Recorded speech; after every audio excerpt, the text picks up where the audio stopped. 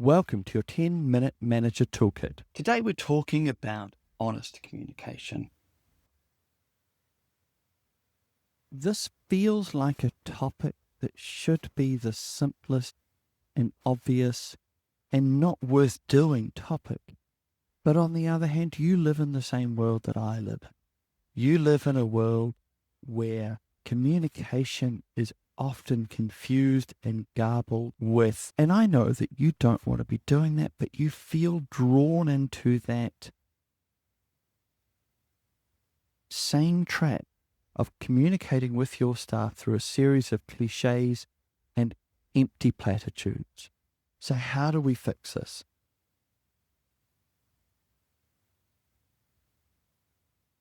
I'm going to give you some useful and practical tips about what people want to know and why. So let's talk about it. Let's go.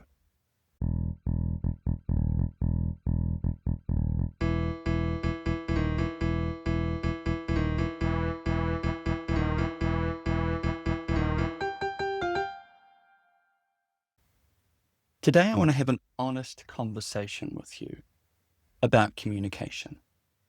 I'm working on the assumption that most of the people listening are very small companies, 5, 10, 20 people at the maximum. I want to talk to you about communication because it's one of these things that it's so tied up in knots. It's so all over the place. It's so unclear, ironically, that you probably are finding yourself going, well, I feel like I should be communicating. You're probably aware of corporate communication, and you probably implicitly know how it's just not the right fit for you and your small business. Okay, so what is? First, I want to tell you a story of a company that I used to work for. When I was with this company, there were hundreds of people working in the factory, and we would make stuff and we would ship it out, and we would assume things are going fine. We don't know. When you're in production, you don't know what the sales numbers are like. You're not living or dying by, are we going up or are we going down? Product seems to go out the door. Customers seem to be wanting it. We might be doing well. We might not be. Numbers might be down. Shifts might be lighter. They may be putting shifts on. But we really didn't know out in production land how things are going. I was in a management position there. So I would hear more, but also working on that same assumption that no news is good news, the tentative assumption that everything is fine unless we are told otherwise. And that's kind of where most people are.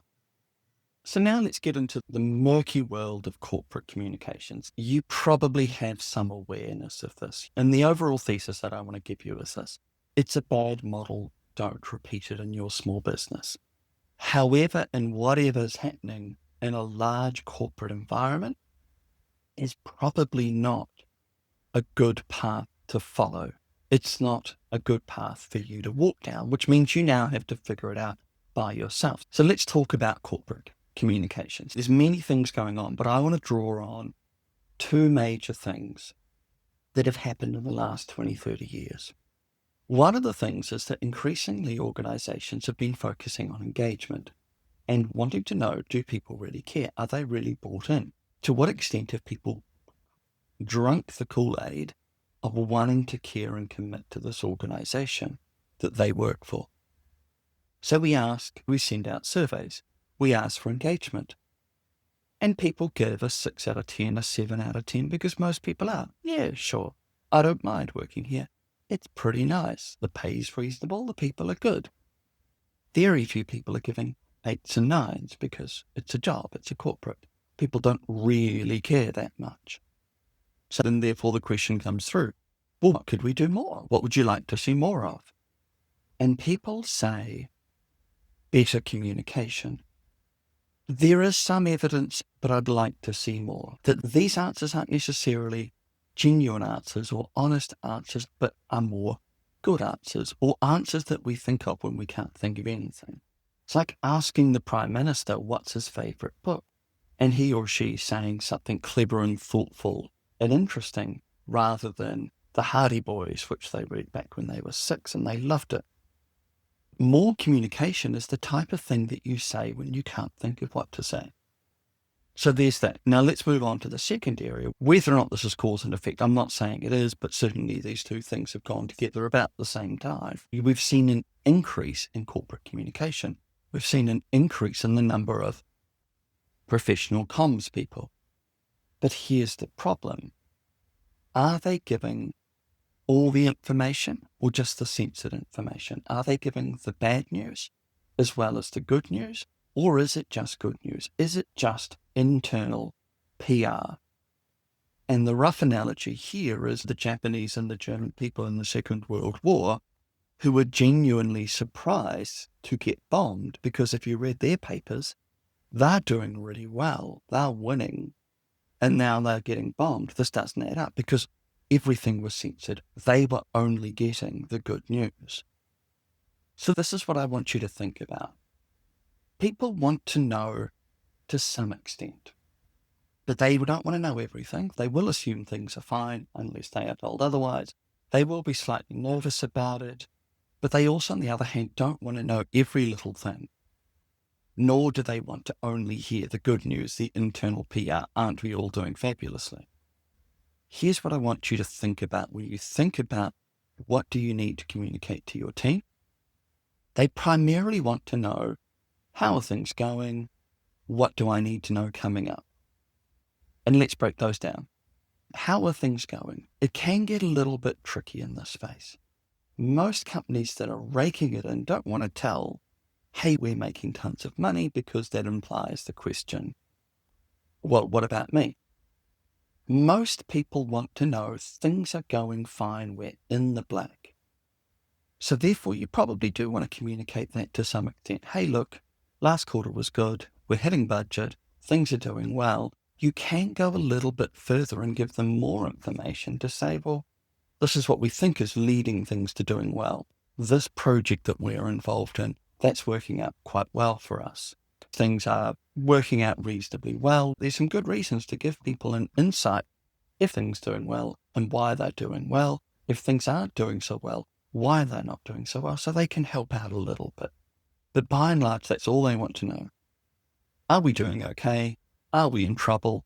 Are we doing really, really well? And if we are doing really well, can I have some too?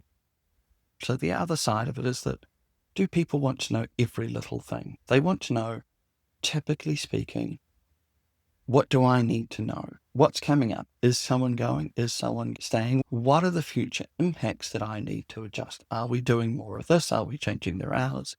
You don't need to tell them too much of their minute, but you do need to tell people in advance, probably at least a month. Month's a good rule of thumb. Hey, this thing's going to happen. We're going to see this change. You need to be ready for it because it's going to affect you. So let's wrap this up into your takeaways. 1, don't look at big corporate comms programs. They're just internal PR messes. Think about your people. What do they need to know coming up? And are they worried about how things are going? So give them updates. Hey, financially, we're doing fine. We're not doing so well. You give them the financial update, and then you give them the going forward. You keep it tight. Anything more than 10 minutes, people get bored.